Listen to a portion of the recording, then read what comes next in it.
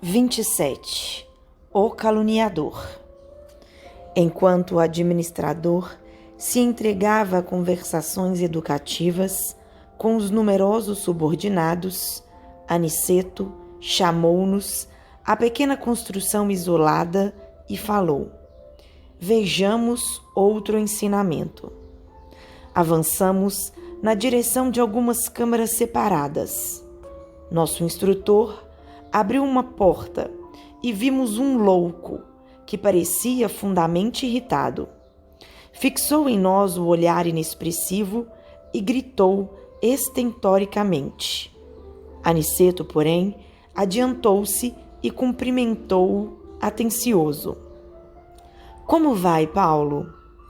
As palavras, ao que senti, emitiram certo fluxo magnético e o enfermo revelou profunda modificação. Aquietou-se de súbito. Sentou-se mais calmo, embora trêmulo e espantadiço. Tem sentido melhoras, Paulo? Perguntou nosso orientador bondosamente, tocando-o no ombro.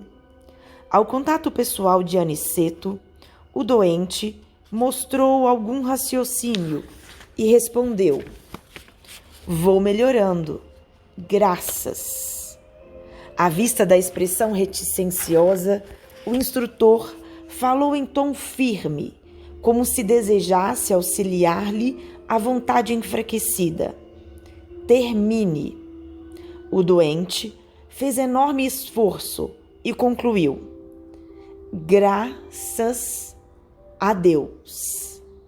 Anotando-lhe o sofrimento e a indecisão, lembrei-me dos enfermos das câmaras, aos quais prestava Narcisa ampla colaboração afetuosa.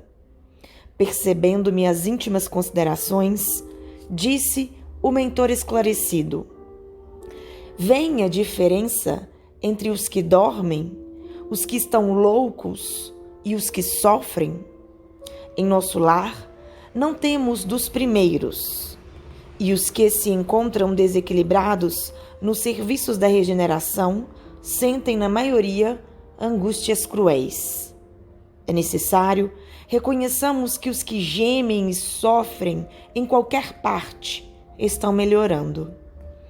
Toda lágrima sincera é bendito sintoma de renovação.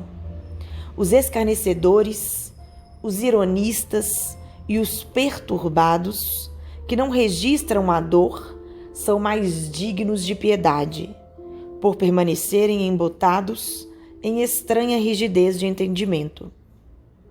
E designando o enfermo sob nossos olhos, afirmou: Paulo é um doente a caminho de melhora positiva.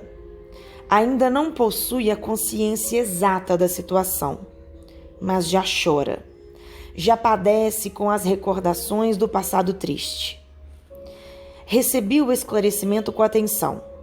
Lembrei que, de fato, os doentes conduzidos pelos samaritanos a nosso lar, em serviço diário, eram grandes sofredores. Os que não acusavam padecimentos atrozes revelavam um estranho pavor das sombras. A única entidade que ali observara, com absoluta inconsciência da própria miséria, fora a de pobre vampiro que não encontrara guarida nas câmaras de retificação.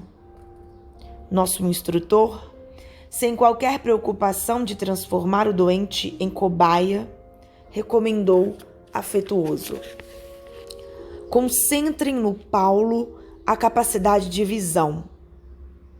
Estimulado pela experiência anterior, fixei nele todo o meu potencial de observação. Aos poucos, caracterizou-se a meus olhos a sua tela mental, parecendo formada em compacta sombra noturna. Com surpresa, divisei formas diversas que se movimentavam. Vários vultos de mulher ali surgiam, despertando-me enorme admiração. Entre eles, reparei o de Ismália, como que doente, enfraquecida, ansiosa. Alguns homens passavam igualmente, mostrando desesperação, e notei nessas imagens o próprio Alfredo a evidenciar cansaço e extrema velhice prematura. Vozes misteriosas se faziam ouvir. Sobre Paulo choviam maldições e blasfêmias. As mulheres pareciam acusá-lo clamorosamente. Os homens davam ideia de perseguidores ferozes, ocultos no mundo interior daquele enfermo estranho. Observando, porém, que os vultos de Ismália e Alfredo se movimentavam naquele painel escuro, não pude sofrear a curiosidade e interrompi o minucioso exame, voltando a conversar com nosso orientador, perguntando: como explicar o fenômeno? Estou assombrado. Antes, porém, que pudesse expressar maiormente o espanto que me dominara, Aniceto ajuntou: já sei. Admira-se da presença de Ismália e do seu marido nas reminiscências do enfermo. E ante a minha perplexidade, continuou: lembram-se da história de Alfredo? Temos diante de nós o falso amigo que lhe arruinou o lar. Paulo, contudo, não somente cometeu a ingratidão, como envenenou o espírito de outras senhoras, traiu outros amigos e destruiu a alegria e a paz de outros santuários domésticos. Observando Ismália aflita e Alfredo desesperado nas recordações dele, vemos as imagens criadas pelo caluniador para seus próprios olhos. Nossos amigos deste posto evolutiram, transpuseram a fronteira da mágoa, escaparam aos monstros do ódio, vestem-se hoje de luz. No entanto, Paulo os vê como imagina, para escarmento de suas culpas.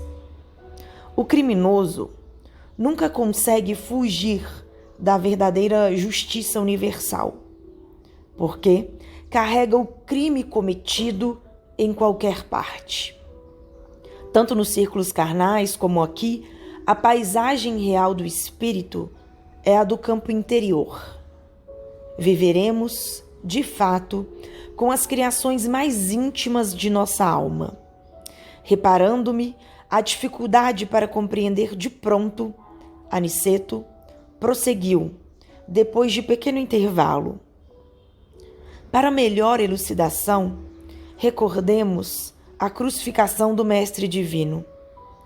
Sabemos que Jesus penetrou na glória sublime logo após a suprema dor do Calvário. Entretanto, estamos ainda a vê-lo frequentemente pendurado na cruz, martirizado pelos nossos erros, flagelado pelos nossos açoites, porque a visão interior a isso nos compele. A condenação do Mestre foi um crime coletivo, e esse crime estará conosco até o dia em que nos vestirmos na divina luz da redenção. O esclarecimento não poderia ser mais lúcido. Sentia-me diante de nobre revelação. O dever possui as bênçãos da confiança, mas a dívida tem os fantasmas da cobrança. Tornou o generoso mentor com grave acento. Readquirindo a serenidade, interroguei: mas Paulo veio ter casualmente a este posto?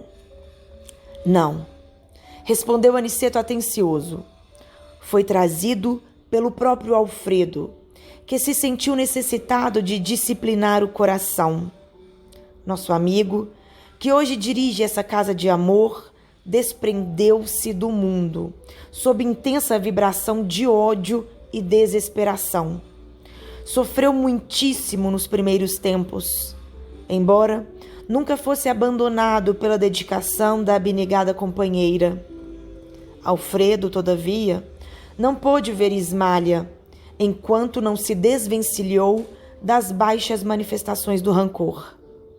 Socorrido, em campo da paz, compreendeu as próprias necessidades. Tão logo adquiriu algum mérito, intercedeu pelo amigo infiel, buscou em recanto abismal e tão nobremente se dedicou ao aperfeiçoamento de si mesmo, que conquistou a posição de administrador de um posto de socorro. Trouxe o tutelado em sua companhia e trata-o como irmão atualmente. Não julguem que o marido de Ismália conseguiu essa vitória espiritual tão somente pelo fato de desejá-la. Ele desejou-a, procurou-a, alimentou-a e agora permanece na realização. Há muitos anos conversa com Paulo diariamente. Nos primeiros tempos, aproximava-se do enfermo como necessitado de reconciliação. Depois, como pessoa caridosa. Mais tarde, adquiriu entendimento, comparando situações. Em seguida, sentiu piedade. Logo após, experimentou simpatia e, presentemente, conquistou a verdadeira fraternidade, o amor sublime de irmão pelo ex-inimigo. Fazendo pequena pausa, voltou a dizer espirituosamente: como veem, o ensinamento de Jesus quanto ao batei e abre-se-vos-á é muito extenso. No plano da carne, insistimos à porta das coisas exteriores, procurando facilidades e vantagens.